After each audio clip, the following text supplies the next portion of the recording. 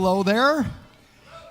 My name is Jay Venzke. I'm one of the pastoral care team members here at Real Life Church. And we are continuing the series Up Close and Interpersonal, where we're talking about relationships, boundaries, communication, all things that we really need because, communication is easy until there's another person involved, right? Well, actually, have you ever had times where you argue with yourself? I've had that too, so I guess I need help with that as well. But so you can tell today we have a panel that's going to share with you great wisdom about communication. And so we have over on the far side here, Pastor Steve Murray. You are the senior pastor, founding pastor at Real Life Church, but more impressively, been married 40 years. 40 years this April. Yep. And is a father and a grandfather. Yep. And then right next to me is Hannah Grant. So Hannah's a graduate of Whitworth. Do we have any Pirates fans? Anybody? Come on. Yeah. Yep. Hannah's a business professional in the marketing world, and you just got engaged recently. And we'll be married in September. Yes, getting married in September. I'm so excited. And she also volunteers in our youth department and is a youth leader there mentoring teenagers, right? Okay. Over here we've got Dontae Delgado. Dontae, businessman, father, husband. And I know I was out for breakfast with somebody, back when restaurants were fully open before they shut down and then it reopened. But ran into Dontae mentoring a young man out to breakfast, so I know that Dontae does mentoring as well. And then we've got Janet Shue. Janet, you give some applause there. Janet has been married 30 years, another great feat of marriage. She's a mother, has been counseling for 9+ years, and is now, I'll get this right, the behavioral health manager at Vine Maple Place. So professional counselor with Janet here. So with this panel, you can see there's something for everybody. So whatever your situation is, have your ears open, have your spirit open, because there's going to be some great nuggets of wisdom that are coming out of this panel. So what we want to start off with first, real quick, just want to find out, what's the little secret thing that most people don't know? Maybe that's a little thing about you. Maybe it's a talent. Maybe it's a hobby, something like that you have that you can tell us. That'd be something we don't know yet. I love to sculpt wire, and I love to paint, and I collect kaleidoscopes.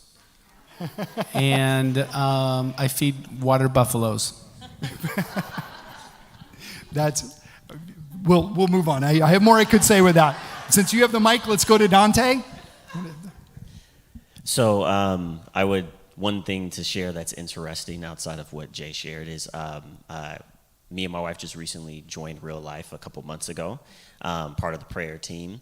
That's one good thing. And then another good thing that's completely unrelated, but is interesting is I enjoy skydiving. Have not done it as much as I would love to, but I also don't like roller coasters. So there you go. I'm terrified of skydiving. I did paragliding once, but I could never skydive. My name is a palindrome. Same forwards and backwards. My name, it's a palindrome. Oh, right. That's a fun random fact. Yeah, nice. Wow, that's cool. Janet? I collect chamber pots. Chamber pots, Like an urn for... Yeah. And at some point, I want to have a conversation with you about how that got started. Okay. So, but Wait. Like you put ashes from dead people in it? No. Chamber pots, you set them next to your bed, and so instead of going out to the outhouse, you use the chamber pot. Oh, I need one of those. Yeah. Saves time. So let's jump into some communication. So we've been in a really interesting time period, right? A season that hopefully we'll never have to go through with being shelter in place, pandemic, restaurants shut down, all these different types of things that have made a lot of relationship stuff really difficult for us. So I want to find out, during this time of conflict, during this time of stress, what are some things you've learned about communication? Well, since you're looking at me, I think one of the things that comes to my mind is I don't have to agree for me to understand. So sometimes I think people think that in order for you to understand, you have to agree with somebody. But I've just noticed that understanding doesn't have that prerequisite that you agree. You may find out that you do agree once you get understanding, but the two don't have to be the same. Okay. And that flows into so many different areas. If you're communicating about politics or parenting or different aspects like that, that's really good. Anybody else want to add to that? Yeah, I'll go. Conflict is okay, and healthy conflict can happen. I think this has been just a stressful time for everybody. We can all agree. And when we're stressed, we're not always our best selves. But approaching conflict in a healthy manner and respecting the relationship and that person on the other end first has been huge for me and my relationships with friends, family, Ethan, everybody. Yeah, that's so good, because not feeling like something's wrong if there's conflict. Right. That's so good. I think for me, being intentional in coming to resolutions with conflict, because sometimes we can have conflict that's just noise and it's not actually getting us anywhere. But being intentional about attempting to get to a resolution in conflict has been good, because when you're locked in the house with 5 people for a long period of time, you learn to do that. Wow, that's good. Yeah. So identifying the different types of conflict that are there, and that's really good. Janet, do you want to add anything? I think, Hannah, I agree with you that, it's part of life, and conflict is going to happen whether we're in a pandemic or not. But in Lamentations, and I don't know the address right off the top of my head, but it talks about, God's mercies for us are new each day. And I love that, because I want to get that in my head, because that's how I want to look at everyone that I work with, is that you're new every day. And so I can't carry all this goop from yesterday and bring it into today, and that helps me solve conflict. Okay, keep the mic, Janet. I'm coming right back to you. Oh. So with communication, does your communication style shift? Do you change the way you communicate based upon the personality style or the communication style of the person that you're talking to? How do you navigate through that, as far as, do you change your communication style with different people? Yeah, I thought about that, because I said yes, but then I also want to say no, because it does change, that the integrity and my intention toward that person is a yes, or excuse me, a no. It doesn't change, but really where I'm at with that person in a relationship makes a difference in how I communicate, how vulnerable I get, what the goal is. And if I'm in a high, the highest level of relationship with my husband, I'm going to work with him differently than I would with someone that I'm just, going out to dinner with or something like that. Yeah, it does change for me. Okay, and Janet just mentioned communicating with her husband. So Steve, married 40 years. What about communication style with your spouse compared to employees or different people? So specifically, it's changing with your spouse. Yeah, I think it's can be completely different, because you know the story of your spouse. You have history. You know what triggers them and what doesn't. And oftentimes when you're with an employee or a coworker, or you're with somebody in the community, you don't know the whole story. You don't know what wounds they carry or what things they've experienced. And so you have to be aware that while you're talking, you're trying to discern where they're at or where they're coming from. Because if you just go blah right into a political conversation or a spiritual conversation or a relationship conversation, and you don't know that what you're talking about opens up a deep wound, that's a challenging thing. So with my wife, the two of us, we have worked through things over the years that help us now today, but we had to work through them. And so I can't just go raw into a conversation like that with some folks that I don't know their history or their story. But my wife and I, we have a common story, and so we have a common foundation to work off of. Mm-hmm. So good. Dontae, can you address the same thing, changing communication styles with coworkers? Because I know you were working in person for quite a while, working with teams of people. Now it's all Zoom.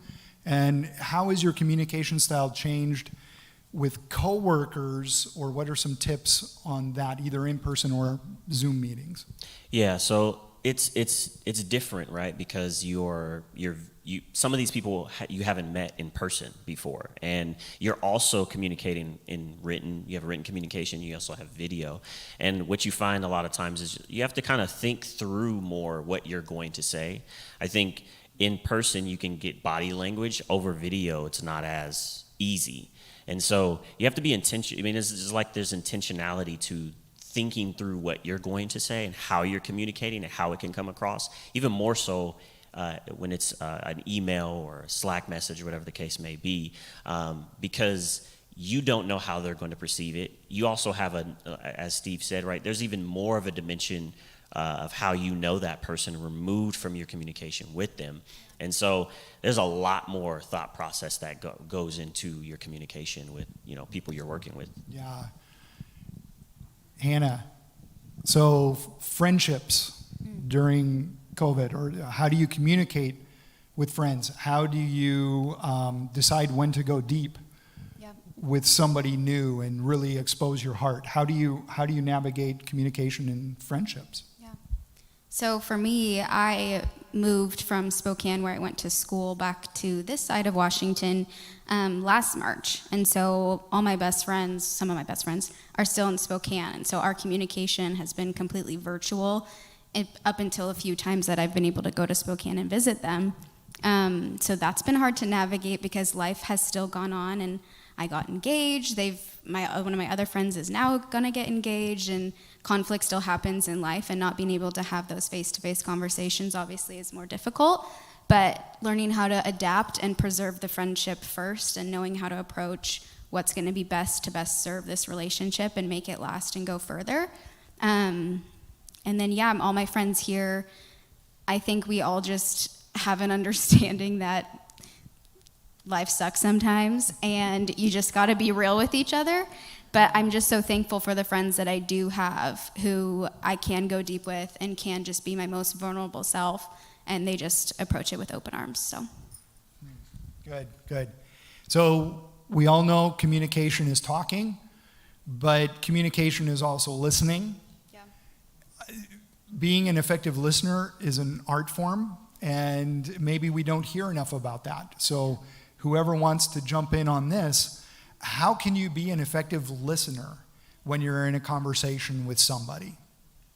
What are some tips? I think there's a couple things. There's like a common respect we have for people based on what the Bible says, based on what we know, those of us that follow Jesus, and how we treat people, right?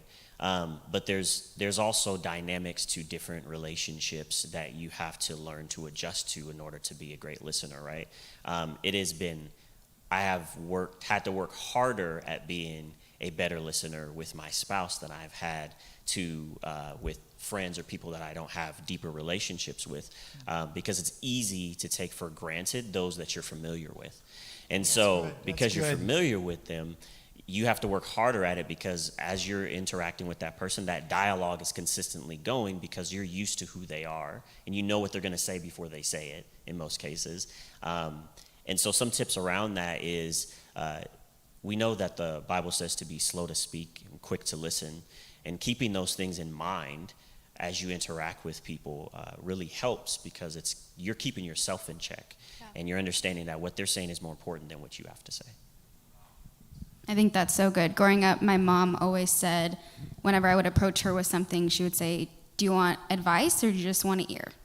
And I think that I've been able to implement that into my life too, approaching conversations with anybody and asking, do you want my advice or do you just want me to listen? because I think when someone comes to us with a difficult situation, we can be so quick to jump and fix them when they don't need fixing, they just need someone to word vomit to. And so I think recognizing the situation and what that person needs and moving forward accordingly, that's been a saving grace for me. So good. Yeah. I thought of these two scriptures. In James 1:19 says, everyone should be quick to listen, slow to speak, and slow to become angry. And then in Proverbs it says, if one gives an answer before he hears, it is his folly and his shame. And so both of those scriptures, really put the emphasis on listen before you think about what you're going to say, okay? And so I think that sometimes I will formulate how I'm going to respond to this thing I don't agree with that they're saying, and I'm not listening to what they're saying. And so, these scriptures are a reminder to me to be a little quicker to listen and less quick to spout out the wisdom. Yeah. Good stuff. Do you have anything you want to add, or you don't have to? Okay. Now, so we listen, we communicate, we express our feelings. Now, when you work through a conflict with somebody, and Janet, will come to you on this one, okay? When we work through a conflict with somebody, we feel like we're in good shape, we've come to a good situation, a close to it, but their attitude is still funky. They're still carrying an attitude toward you. What do you do then? How do you carry that conversation forward or continue the healing process forward? What is it up to you to do at that point to continue the process with somebody who's still carrying an attitude toward you? I think first of all, we have to check ourselves as to why am I having a problem with the fact that their disposition isn't so positive and cheery and agreeable towards me? As a recovering codependent, I want you to like me. And it's not always a reality that we have to kind of sit with that tension a little bit. And, I think, again, you have to put it in a place that how do you value this relationship? Where is it going? What does it mean for your life? And are you going to move it forward from being whatever, like an acquaintance or something, or do you need to go deeper? And if that's the case, then it's going to take some pursuing and probably time. I don't have like a pat answer, but we do have to do that internal work to see why we're reacting the way that we are. Yeah, so check ourselves too along with. Okay. Yeah. Now, what about if someone keeps talking down to you? You're trying to communicate with them, but they're treating you like you're less than. How do you shift your communication, or how do you break through with that? I think, so you have to recognize oftentimes what happens is when that's a form of manipulation at times. When people belittle you or talk down to you, it's an effort to get control or to win, if you will. And it's also a sign that they themselves are insecure with their view of themselves. And so one of the things that I will do is I might say something like, I'm not really sure why, but I'm not liking what I'm feeling right now. And I did that once to another pastor that was talking to me. And it was a kind of a belittling type conversation. And I said, I really am uncomfortable with how I feel right now. Do you know why that would be? So it's kind of a polite way of calling it out. Exactly. Okay. Yeah, and instead of just, giving them the one finger, right? It's like what you feel like sometimes, right? And that's what you feel, but there's a better way to communicate, right? As opposed to just giving it back. Oh, you're going to make me feel small. Well, let me show you how small I can make you feel. Okay, we can do that with our spouses. We can one-up each other, right? And when you start to feel yourself escalated, well, you did this.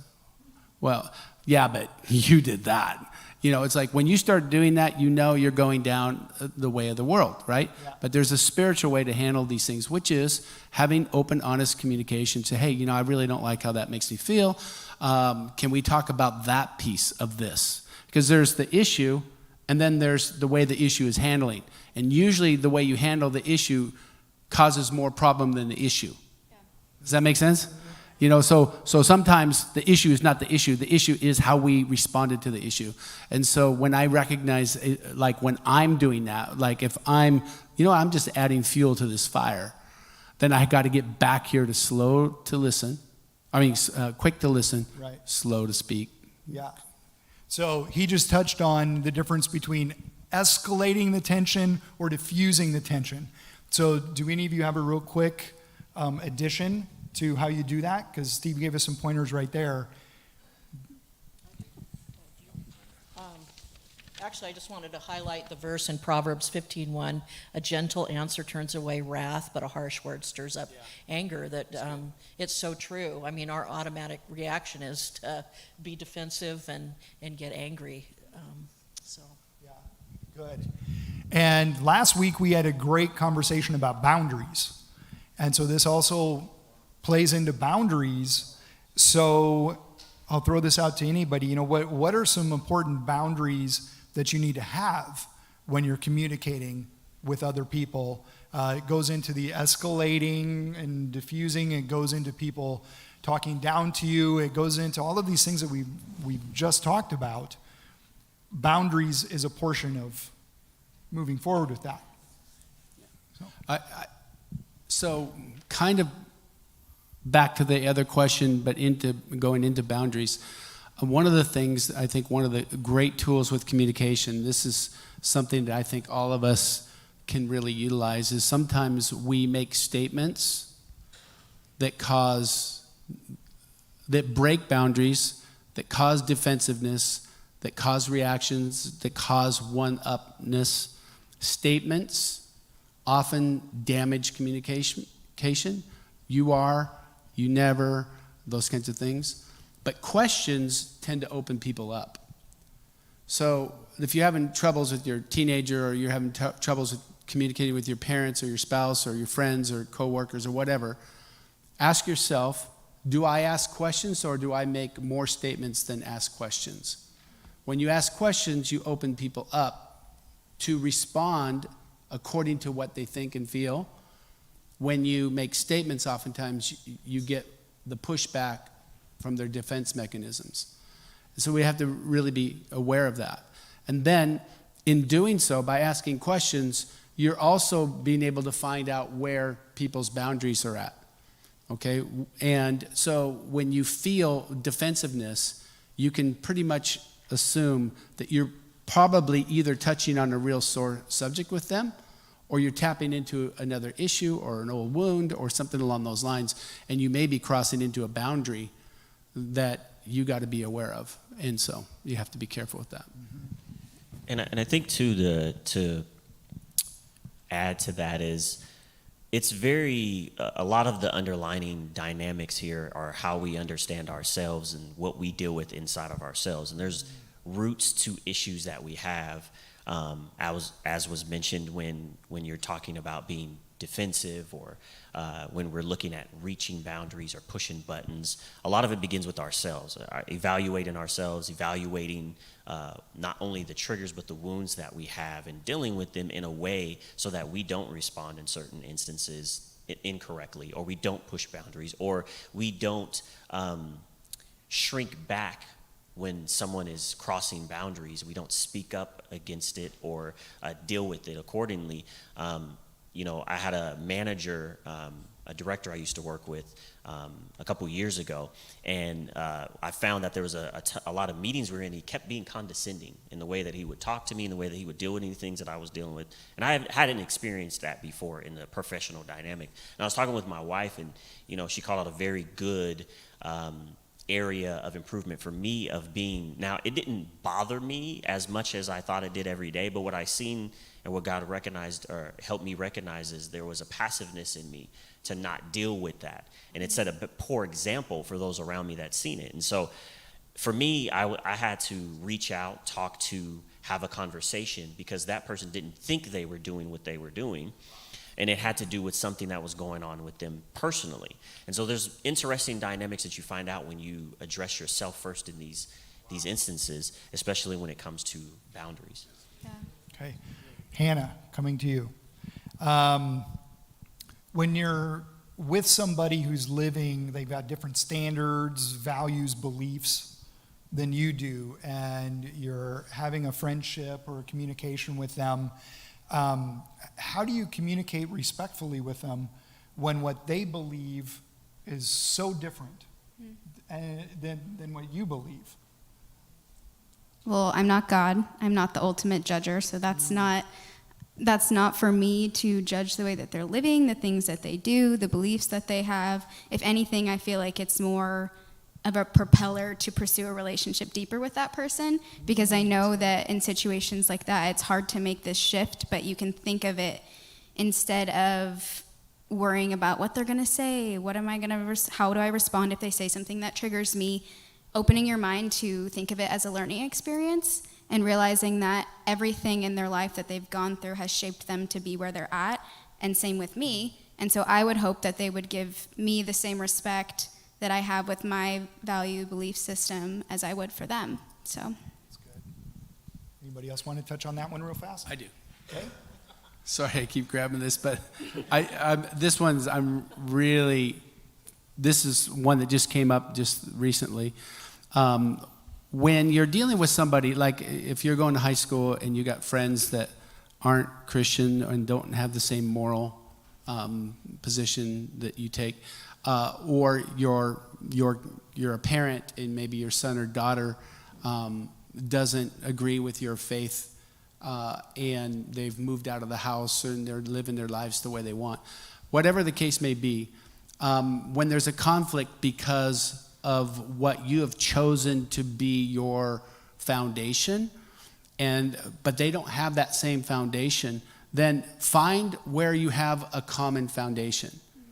So, like for instance, if somebody says, "Well, I'm not a Christian, I'm a Buddhist," okay, so then you don't have Scripture necessarily as the foundation. So you don't say things like, "Well, the Bible says," right? Okay, so a lot of times Christians will do these kinds of things. Well, God, or the Bible, or the Scripture, but that's not the foundation of the person you're talking to. So find the common foundation that you both agree on. Like, so you may have the common understanding that our family is valuable. So start with that. Well, you know, as a family, we do this, or we value this. And so start with the common foundation as opposed to trying to use your foundation to be their foundation. Yeah.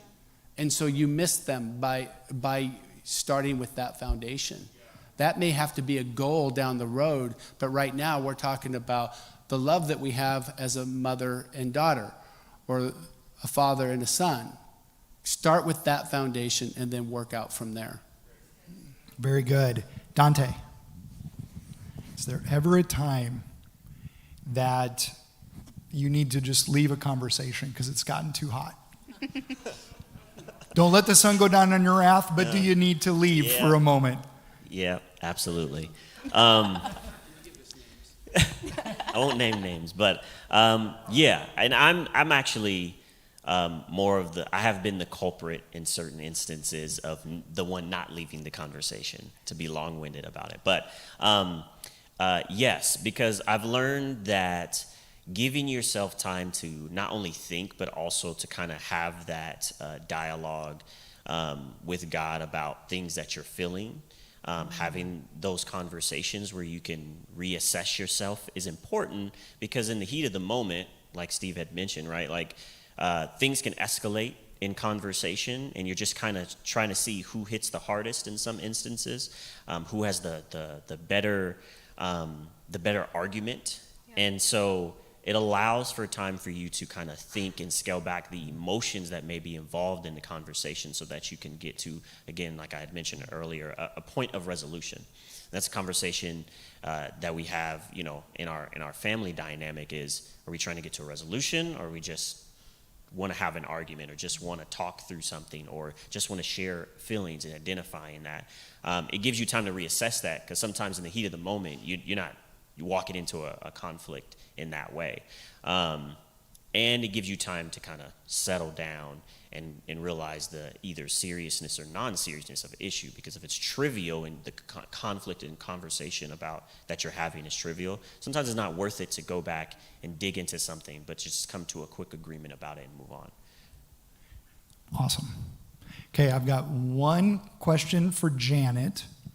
And then what we're going to do is we're going to do a lightning round, where they have no idea what questions are going to be coming at them, and we're just going to do a quick lightning round, keep them on their toes, give you some good information. So Janet, you're a counselor, you work with mental health, you work with communication styles, things like that. So in our conversation here, what's a quick thing off the top of your head that we haven't covered, that we haven't asked, or we should know that's a key to effective communication? Wow, do we have an hour? I mean, we've covered so much, but communication is a big issue. I kind of wanted to tag on with what you said, Dontae, and give you a practical statement to say, like if you've got a teenager who, or children in the home or whatever, your spouse, that you can say, you know what, I'm too angry about this right now. Let's get back together in a half an hour and talk about it.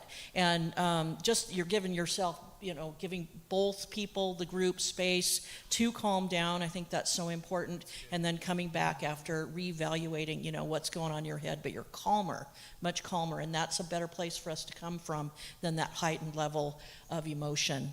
I think the biggest thing with communication that I've learned over the years, just not in counseling, but as a person, is presence. Is being present in the moment. And that does take a level of calmness. You can stand there and be heated with somebody and take a nice deep breath and try to calm yourself down and really focus on what they're saying and be present with them. It's such a gift that we can give to each other instead of running the tape in our head of how we're going to answer.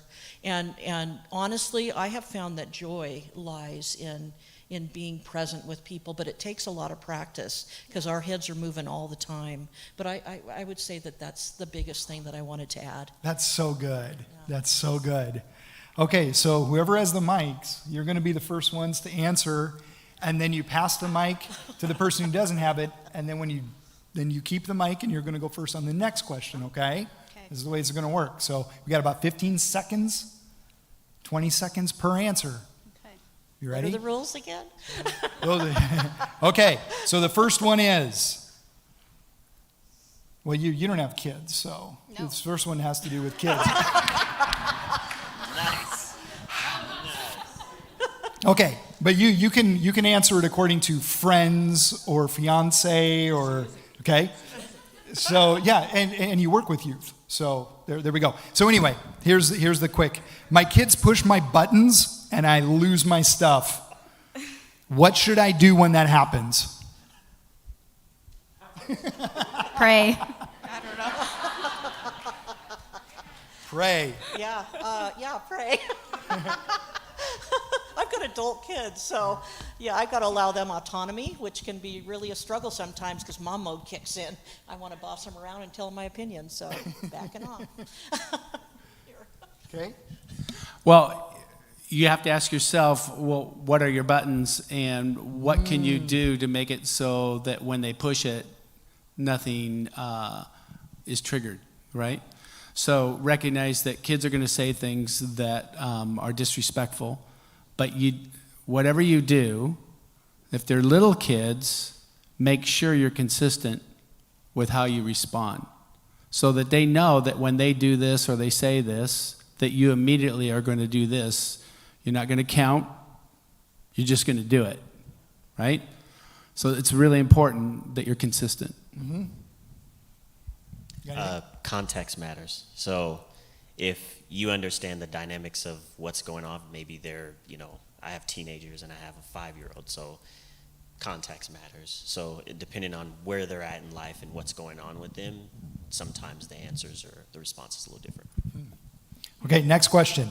So when I'm with a person or I'm in a situation that feels unsafe, I feel unsafe with them or I feel unsafe in this situation, how do I communicate through that?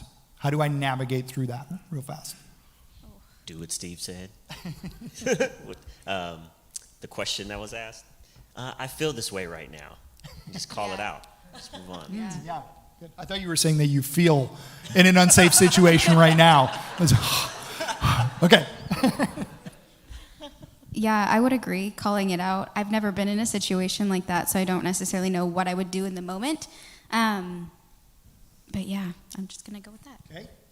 Yeah, I think, again, context makes a difference. The classic response is, when you do this, I feel this, and if you keep doing this, I'm going to do this, and you get out of Dodge if you have to. Yeah. Okay. Do you have anything you want to add real fast? Okay. Next one. I don't know how to start or engage in a conversation. Any tips on starting conversations, engaging? Yeah, find that common ground that Steve was talking about. If you have a commonality, whether it's soccer or dance or music, just something that you guys share, you can immediately start a conversation that will then lead to deeper conversation in other areas that is transferable, and you can dive deeper into a relationship and conversation. Great.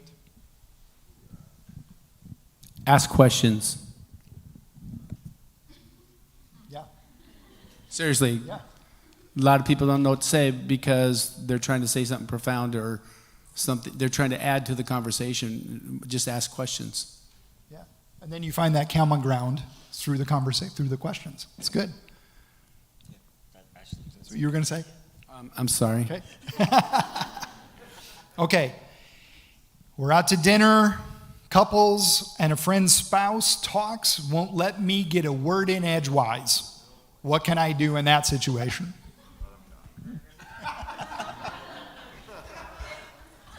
I mean, body language is a lot. So, signaling that you want to be a part of the conversation is a good thing to do. Hey, can I say something? Or excuse me. I think not being afraid to jump in and kind of throw an interruption when a pause is there is okay thing to do, I think. Yeah.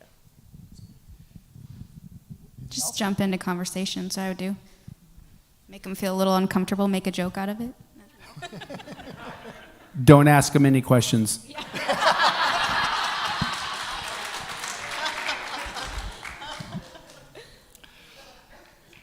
Okay, last question. I like being alone. I don't really want to be social, and I really don't want to change. Is that okay? Do I have to change? Do I have to be social? Yes. Yes, it's okay, or yes, I have to change? No, we have to change. No, because we're relational, and we get enriched lives by interacting with people. So, yeah, it's important. And I think if there's somebody like that in your life, over and over again, kids are wanting to isolate and not be around other kids. At least that's what I'm hearing in my world. And it's really important as parents to put them in situations where they can stretch themselves and be around other people. I also think that one of the things is usually that's the sign of somebody being an introvert versus an extrovert. And I think that sometimes introverts don't see the value that they bring to relationships as like extroverts can clearly see where they bring value, right? And they let you know that. And so the thing is that you may not need as many friends as an extrovert does, but the extroverts and the people around you need your presence. We have one pastor in our pastors group locally that is a very big extrovert, and he very seldom prays, and he very seldom says anything. But when he does say something, it's profound, and his spirit around us is what we need.